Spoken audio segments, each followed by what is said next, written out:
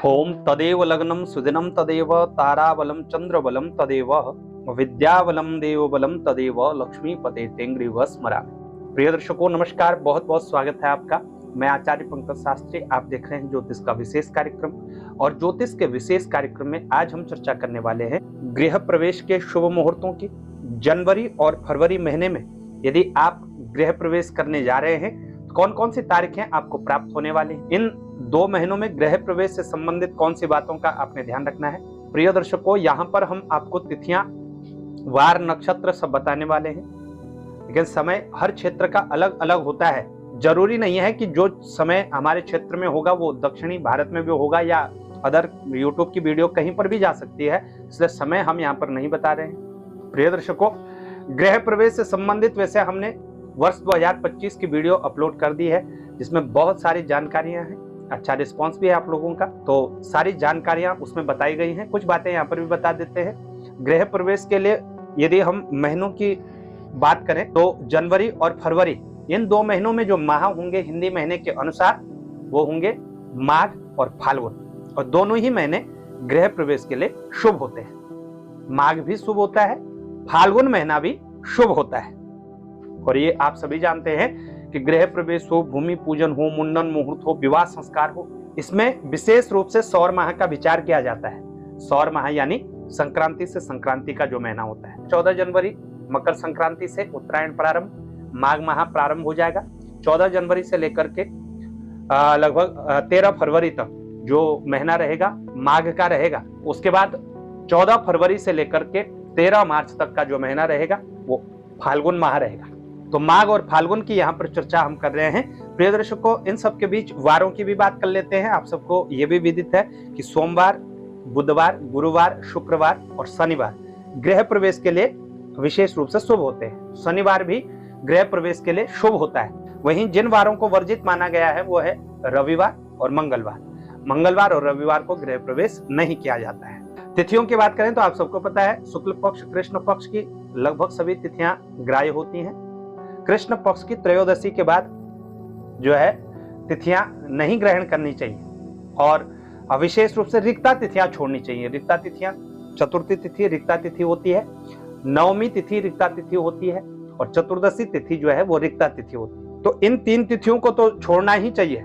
इसके अलावा भी अमावस्या तिथि को छोड़ देना चाहिए। अमावस्या तिथि क्योंकि पितरों को समर्पित होती है, तो अमावस्या तिथि का भी त्याग करना चाहिए। तो दोनों ही पक्षों की रिक्ता तिथियां छोड़नी चाहिए। अमावस्या तिथि का वर्जित है, बाकी लगभग सभी तिथियां ग्राह्य है। तो प्रिय दर्शकों, इन 2 बातों का विशेष रूप से ध्यान रखिएगा। इसके साथ ही और भी बहुत सारे विचार किए जाते हैं, जैसे जिस जातक के नाम से हम गृह प्रवेश का मुहूर्त निकलवा रहे हैं उस जातक की राशि पर चंद्रबल अच्छा हो, मतलब चंद्रमा की स्थिति उस दिन अच्छी हो, 4, 8, 12 भाव में चंद्रमा की स्थिति ना हो, ताराबल आपको अच्छा प्राप्त हो रहा हो, ताराबल यानी आपके नक्षत्र पर अच्छी स्थिति हो, तो चंद्रबल, ताराबल और वामस्थ रवि विचार इत्यादि करके ही फिर हम गृह प्रवेश करते हैं। हमारे शास्त्रकारों ने कहा गृह प्रवेश जो है एक मांगलिक कार्य है। जैसे हम अपने विवाह संस्कार इत्यादि में जो भी हमारे संस्कार हैं, मंगल गान करते हुए हम उन संस्कारों को आरंभ करते हैं, उसी प्रकार मंगल गान करते हुए, कलश लेते हुए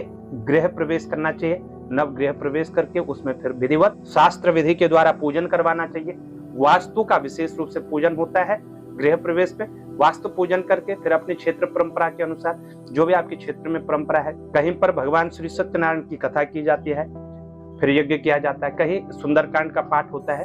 तो जो आपके क्षेत्र की परंपरा है, अपने कुल देवी, इष्ट देवी सबका पूजन करके ही हमें गृह प्रवेश में फिर वास करना चाहिए। इससे घर की जो भी नकारात्मकताएं हों, जो भी नकारात्मक ऊर्जाएं हों, क्योंकि गृह प्रवेश करते समय छोटे से छोटे जीवों की भी हत्या होती है, तो उन सब की नेगेटिविटी और नकारात्मकता उस पूजन से समाप्त हो जाती है और पॉजिटिव सकारात्मक ऊर्जा आपके घर में वास करती है। उसके उपरांत आपको घर में प्रवेश करना चाहिए। बात हम मुहूर्तों की करें, कितने मुहूर्त हमें प्राप्त हो रहे हैं, तो प्रिय दर्शकों, जनवरी और फरवरी ये 2 माहों में विशेष रूप से अच्छी तिथियां हमें प्राप्त हो रही हैं। इन तिथियों में आप निसंकोच गृह प्रवेश कर सकते हैं। जनवरी की बात करें तो जनवरी में 15 जनवरी 2025 बुधवार पुष्य नक्षत्र आप गृह प्रवेश कर सकते हैं। 22 जनवरी बुधवार स्वाति नक्षत्र इस दिन रहेगा, आप निसंकोच गृह प्रवेश कर सकते हैं। 24 जनवरी 2025 शुक्रवार अनुराधा नक्षत्र में आप गृह प्रवेश कर सकते हैं।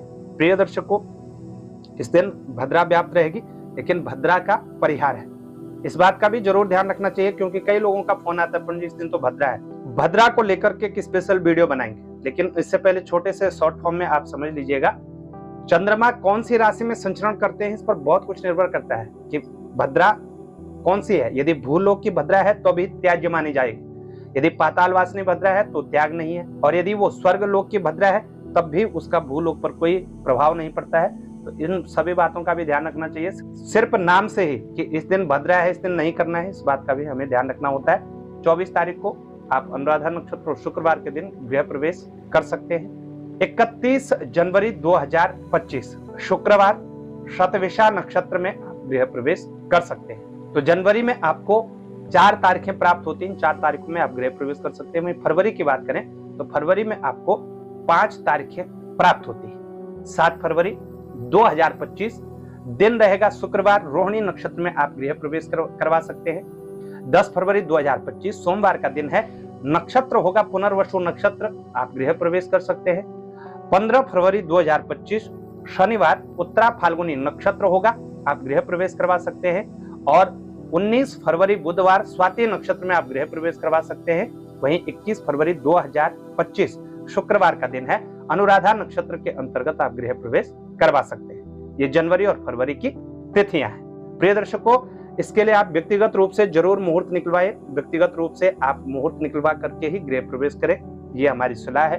क्योंकि हर व्यक्ति की राशि जानना, हर व्यक्ति के क्षेत्र का लग्न शोधन करना ये संभव नहीं होता है। तो आप व्यक्तिगत रूप से संपर्क कर सकते हैं, हमसे भी कर सकते हैं। आपके नियर बाय कोई सुयोग्य ज्योतिषी हो, उनसे भी आप मुहूर्त निकलवा सकते हैं। तो कैसे आपको जानकारी लगी हमें उससे बताएं। जानकारी अच्छी लगे शेयर जरूर करिएगा। चैनल पर नए हैं, चैनल को सब्सक्राइब करना ना भूलिएगा। और ज्योतिष से जुड़ी भी तमाम जानकारियों के लिए आप संपर्क कर सकते हैं इन नंबरों पर। आज के लिए इतना ही, हमें दें इजाजत, तब तक के लिए नमस्कार।